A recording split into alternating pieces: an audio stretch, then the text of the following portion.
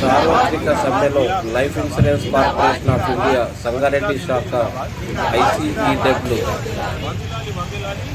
Unit సభ్యులు పాల్గొన్నారు. సంస్థ కార్యకలాపాలు శాఖయందు స్తంభించిన ఈ సమ్మెకు ఏజెంట్ల సంఘం మద్దతు పలికినది.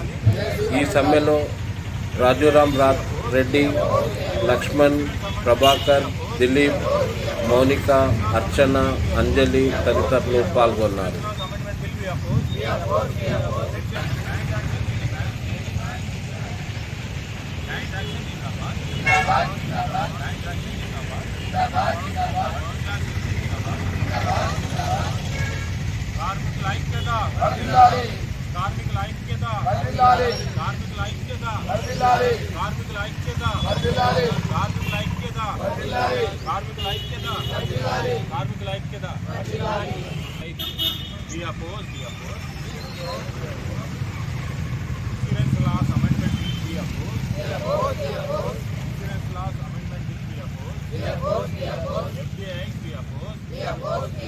Income of 26,000 for all we demand. Income of 26,000 for unorganized sector we demand.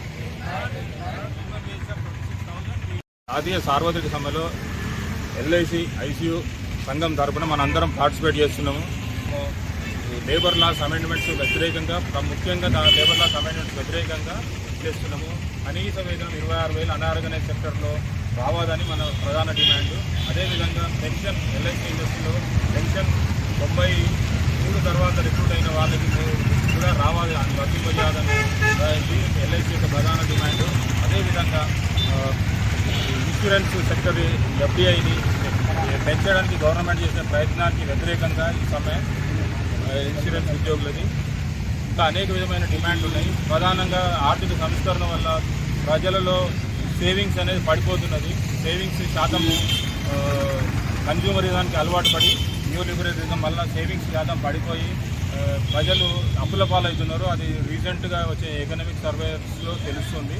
ఇది భారతదేశానికి ఏ విధంగా మంచిది కాదు. సేవింగ్స్ ఉంటేనే మనము, సంస్థ, ఏజెంట్ మిత్రులు అందరూ, సమాజం కూడా బాగుంటుంది.